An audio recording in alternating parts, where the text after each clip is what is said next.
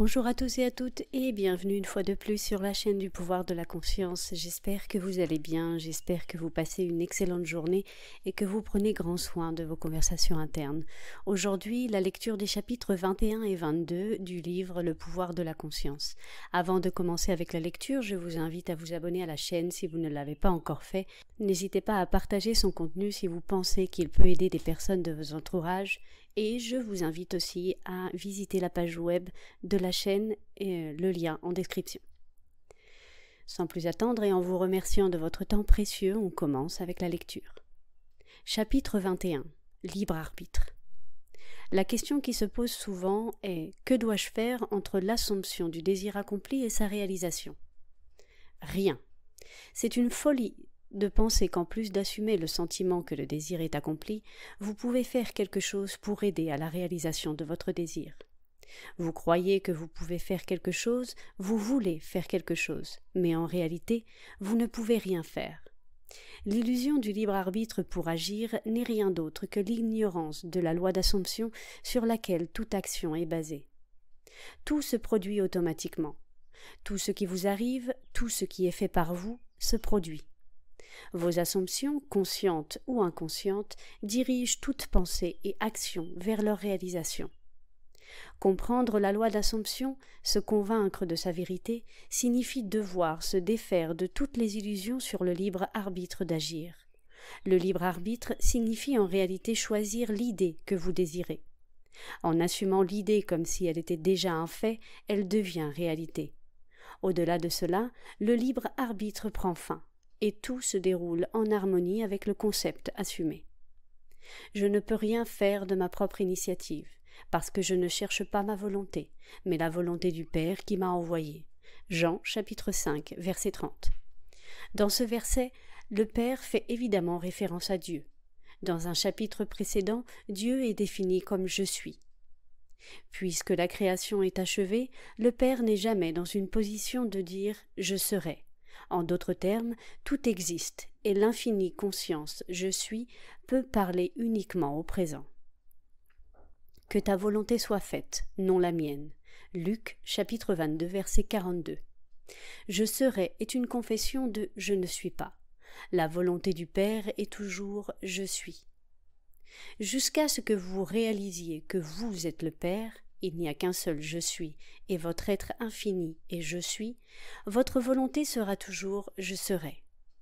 Dans la loi d'assomption, votre conscience d'être est la volonté du Père. Le simple désir sans cette conscience est ma volonté. Ce grand verset, si mal compris, est une déclaration parfaite de la loi d'assomption. Il est impossible de faire quelque chose. Vous devez être pour pouvoir faire. Si vous aviez une conception différente de vous-même, tout serait différent. Vous êtes ce que vous êtes, donc tout est comme c'est. Les événements que vous observez sont déterminés par le concept que vous avez de vous-même. Si vous changez le concept de vous-même, les événements à venir seront modifiés. Mais en les modifiant, ils forment à nouveau une séquence déterministe à partir du moment où votre concept a changé. Vous êtes un être doté de pouvoir d'intervention qui vous permet, par un changement de conscience, de modifier le cours des événements observés, en fait, de changer votre futur. Refusez l'évidence des sens et adoptez le sentiment de votre désir accompli. Puisque votre adoption est créative et crée une atmosphère, si votre adoption est noble, elle renforce votre confiance et vous aide à atteindre un niveau plus élevé de votre être.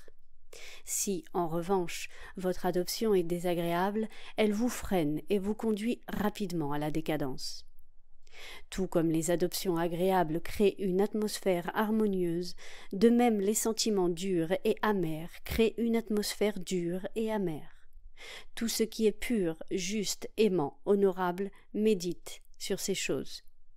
Philippiens, chapitre 4, verset 8. Cela signifie que vous devez faire de vos adoptions les concepts les plus élevés, nobles et heureux. Il n'y a pas de meilleur moment pour commencer que maintenant. Le moment présent est le plus opportun pour éliminer toutes les adoptions désagréables et se concentrer uniquement sur le bien. Tout commence par vous-même. Revendiquez pour les autres leur héritage divin. Voyez seulement leur bien-être et le bien en eux. Élevez-les au maximum en confiance et en estime de soi par votre adoption sincère de leur bien-être, et vous serez leur prophète et guérisseur, car l'accomplissement inévitable viendra à toutes les adoptions soutenues.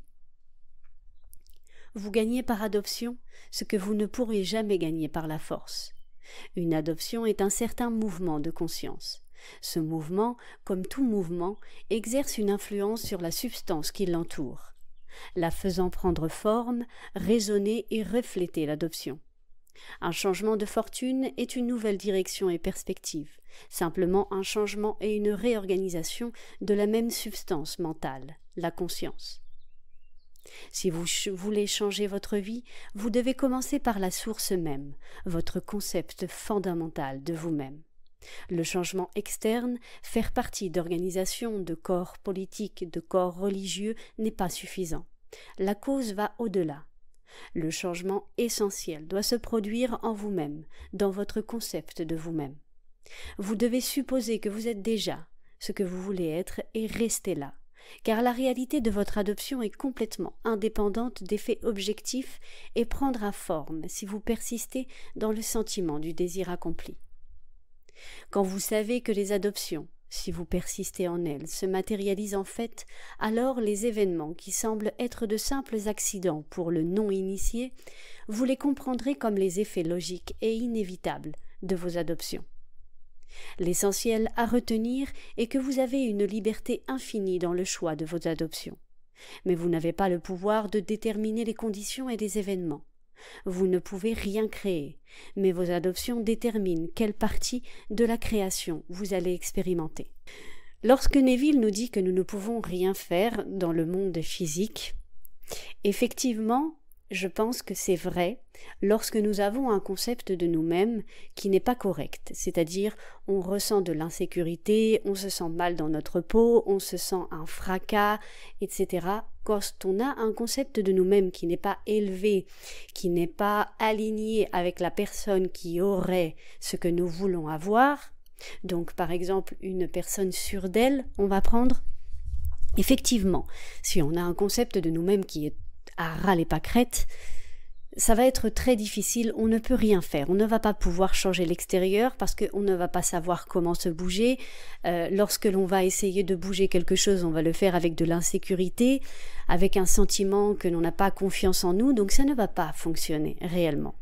Mais je crois que, selon mon expérience et selon ma vision, mon interprétation, nous pouvons faire des actions physiques mais qui sont en accord avec un mouvement psychologique. C'est-à-dire, on va prendre l'exemple d'une personne qui veut perdre du poids.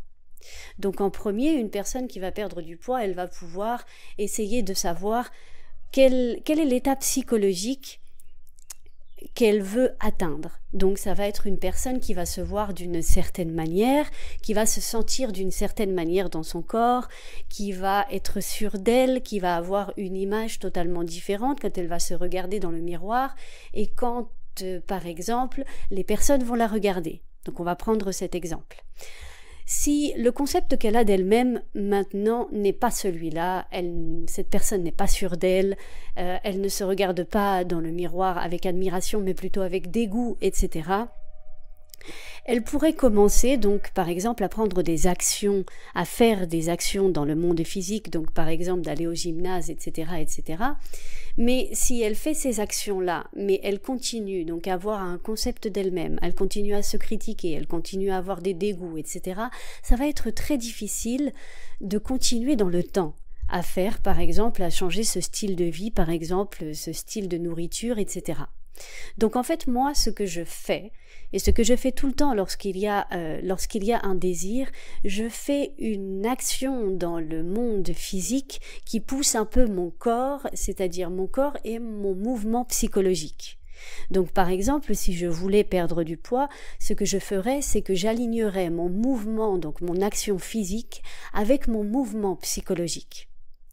Car comme je sais que tout est imagination et je ne peux pas continuer avec un concept de moi-même qui se regarde mal dans le miroir et aller au gymnase, parce que c'est pas possible, je vais pas aller à la salle de sport, je vais pas continuer, parce que si je continue à me voir d'une certaine manière, donc d'une certaine insécurité, etc., au bout de 2 jours, je vais plus y aller, au bout d'une semaine, au bout de 2 semaines. Donc c'est vraiment un mouvement psychologique. À chaque fois que, par exemple, je vais préparer une nourriture, je vais, je vais avoir des conversations. Donc, par exemple, je prépare cette nourriture car je sais qu'elle est plus saine pour moi, j'aime manger cette nourriture, etc. Je vais avoir des conversations qui sont un mouvement psychologique avec une action physique. Donc, je ne prends pas au mot exactement ce que dit Neville Goddard dans ce chapitre, parce que je ne suis pas tout à fait d'accord, mais c'est mon expérience personnelle et je pense que chacun doit avoir son expérience personnelle. On vit dans un monde physique. Donc on peut, si on est sûr de notre désir, on peut par exemple donc commencer à avoir donc des actions dans le monde physique avec un mouvement psychologique en même temps. Je trouve que ça pour moi, ça a très bien marché, ça marche très bien. Par exemple, j'ai commencé cette chaîne et j'ai le désir de vouloir partager les enseignements de Neville Goddard et surtout partager mon expérience qui est une expérience au jour le jour, vous partagez ma vision des choses, etc., de ce que j'ai vécu ou de ce que je vis, et donc je l'ai fait avec une action. D'accord ? Donc j'ai dit je veux partager au monde et j'ai commencé à faire cette action. J'ai commencé à mettre des vidéos. Au départ, il y a eu des commentaires, la musique est trop forte, etc. Donc j'ai continué à améliorer toujours avec ce mouvement psychologique de dire mon désir est de partager cette chose. Mais si j'attendais peut-être dans mon imagination à dire je vais partager, et peut-être que je n'arrivais pas à m'aligner avec cette chose, je n'aurais peut-être jamais commencé. Donc pour moi, ce qui fonctionne bien et qui je pense, je me souviens quand j'ai cette femme qui m'a aidée, moi, elle m'a toujours dit, en premier, ta sécurité, ta tranquillité. Et elle m'a dit, fais des petites actions qui t'entraînent un peu à entrer dans le désir. Donc c'est exactement ça que je fais. Donc ce chapitre, je ne le prends pas au pied de la lettre, je ne suis pas en totalité totalement d'accord avec Neville Goddard et je vous partage mon expérience. Mais si ça marche pour vous, d'accord, mais moi je pense que la sécurité, la tranquillité de savoir que en prenant cette action et en ayant ce mouvement psychologique donc qui accompagne cette action peut totalement nous faire entrer et peut nous aider aussi à incarner cette nouvelle version, cette nouvelle version que nous voulons être, que nous voulons atteindre. Parce que pas seulement ça, mais aussi Neville Goddard nous dit que ce sont des actions répétées. Donc le fait, par exemple, comme je vous disais, on va prendre, quand j'ai pris l'exemple de vouloir changer mon image physique, le fait d'avoir ce mouvement psychologique à chaque fois que je prépare de la nourriture ou à chaque fois que je vais à la salle de gym, etc., ce sont des actions répétées et un mouvement psychologique répété. Donc une discipline aussi. Une discipline, une persévérance, être constant dans ce que l'on a choisi et les actions répétées, donc après ça devient beaucoup plus naturel. Okay ? Donc ça c'est mon point de vue, ma perspective et mon expérience personnelle, bien sûr.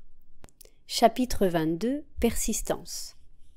Il leur dit aussi, « Supposons que l'un de vous est un ami et qu'il aille le trouver au milieu de la nuit pour lui dire « Mon ami, prête-moi 3 pains, car un de mes amis est arrivé de voyage chez moi et je n'ai rien à lui offrir. » Et de l'intérieur, celui à qui il a affaire lui répond « Ne me dérange pas, la porte est déjà fermée, mes enfants et moi sommes au lit, je ne puis me lever pour te donner quelque chose.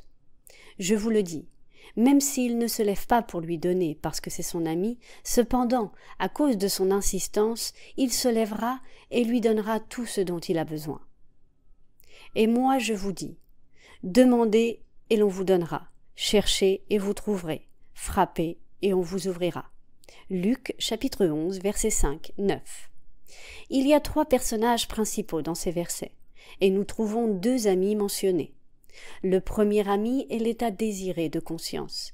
Le deuxième est le désir cherchant à être accompli. Le troisième symbolise la totalité, l'achèvement, l'accomplissement. Les pains symbolisent la substance. La porte fermée symbolise l'essence qui sépare le visible de l'invisible. Les enfants couchés signifient les idées qui sont endormies. L'incapacité de se lever signifie que l'état désiré de conscience ne peut pas se lever vers vous. Vous devez vous lever vers lui. L'importunité signifie une demande persistante, quelque chose comme un audacieux culot. Demander, chercher, appeler signifie assumer la conscience d'avoir déjà ce que vous désirez. Ainsi, les Écritures vous disent que vous devez persister à vous élever vers, donc assumer, la conscience de votre désir déjà accompli. La promesse est catégorique. Si vous osez assumer que vous êtes déjà ce que vos sens nient, cela vous sera donné. Votre désir sera réalisé. La Bible enseigne la nécessité de persévérer dans de nombreuses histoires. Lorsque Jacob a recherché la bénédiction de l'ange avec lequel il lutta, il dit « Je ne te laisserai pas partir si tu ne me bénis pas ». Genèse chapitre 32, verset 26. Lorsque la Sunamite chercha l'aide d'Élisée, elle dit « Aussi vrai que le Seigneur vit, aussi vrai que ton âme vit, je ne te quitterai pas. » Alors il se leva et la suivit. 2 Rois, chapitre 4, verset 30. La même idée est exprimée dans un autre passage. Jésus leur dit cette parabole pour montrer qu'il faut toujours prier et ne pas se relâcher. Il y avait dans une ville un juge qui ne craignait pas Dieu et qui n'avait d'égard pour personne. Il y avait aussi dans cette ville une veuve qui venait lui dire « Fais-moi justice de ma partie adverse ». Longtemps il refusa, mais ensuite il se dit en lui-même « Quoique je ne craigne pas Dieu et que je n'ai d'égard pour personne, néanmoins, parce que cette veuve me donne de la peine, je lui ferai justice, afin qu'elle ne vienne pas sans cesse me rompre la tête. » Luc, chapitre 18, versets 1 à 5. La vérité fondamentale derrière chacune de ces histoires est que le désir émerge de la conscience d'avoir déjà été réalisé et que la persistance à maintenir la conscience du désir déjà accompli aboutit à sa réalisation. Il ne suffit pas de ressentir l'état de prière exaucé, vous devez persister dans cet état, c'est la raison du commandement. L'homme doit toujours prier sans se relâcher. Luc chapitre 18 verset 1. Ici, prier signifie remercier d'avoir déjà ce que vous désirez. Seule la persistance dans l'assomption du désir accompli peut provoquer ces changements subtils dans votre esprit qui aboutissent au changement désiré dans votre vie. Peu importe s'il s'agit d'anges, d'Élysée ou de juges réticents, tous doivent répondre en fonction de votre assomption persistante. Quand d'autres personnes dans votre monde semblent avoir une attitude désagréable envers vous, ce n'est pas le résultat de leur attitude réticente, mais d'un manque de persistance dans votre assomption que votre vie est déjà comme vous voulez qu'elle soit. Pour que votre assomption ait un effet, elle ne peut pas être un simple acte isolé, elle doit être une attitude maintenue du désir accompli. Et cette attitude maintenue qui vous conduit à cela, à penser depuis votre désir accompli au lieu de penser à votre désir, est aidée en assumant fréquemment le sentiment du désir accompli. C'est la fréquence et non la durée qui le rend naturel. Ce à quoi vous revenez constamment constitue votre véritable être. L'occupation fréquente du sentiment du désir accompli est le secret du succès. Pour moi encore un merveilleux chapitre, ce chapitre 22. Donc c'est bien ce que l'on ressent toute la journée. C'est pour ça que plusieurs fois aussi dans les podcasts je dis par exemple une imagination isolée, le fait d'imaginer ou de visualiser par exemple 5 minutes le matin, 5 minutes le soir, etc. Beaucoup de fois ça a été mal interprété lorsque Neville nous dit l'imagination crée la réalité. Beaucoup de personnes pensent que c'est le fait d'imaginer 5 minutes, tout va se réaliser. Donc je ne dis pas que ce n'est pas possible, ce n'est pas ça que je dis, mais c'est en fait vraiment dans ce chapitre, il nous le dit, c'est la persistance dans le sentiment. dans le sentiment du désir accompli. Et le sentiment du désir accompli, c'est quoi? C'est le sentiment de tranquillité, de sécurité que l'on a ou que l'on est déjà ce que l'on veut être. Donc en fait, si on arrive à atteindre un bien-être avec soi-même, le sentiment d'être sûr de nous-mêmes, etc., c'est beaucoup plus facile après de rester fidèle à ce que l'on a imaginé. On peut faire un acte imaginaire, donc isolé le matin, l'après-midi, etc., avoir des conversations internes qui sont notre imagination, mais après tout au long de la journée, nous devons chercher ce sentiment de sécurité, de tranquillité, de liberté, etc., le sentiment que nous donnerait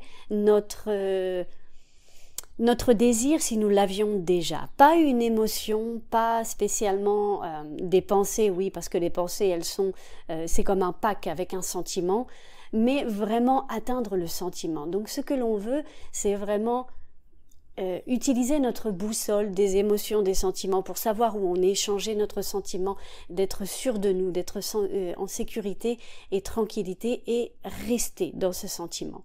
Parce qu'après, c'est beaucoup plus facile de ne pas dialoguer. Donc je pense qu'il y a eu beaucoup, moi ça m'est arrivé, ça m'est arrivé d'imaginer le matin, l'après-midi, le soir, et après de dire mais pourquoi, mais ça marche pas, et donc tu attends, tu regardes dehors, tu attends, tu ne vois pas, etc. Mais c'est parce qu'en fait je ne faisais pas attention à comment je me sentais après toute la journée. Je faisais mon acte imaginaire et j'oubliais que je devais me sentir en sécurité et tranquillité. Maintenant, c'est totalement différent.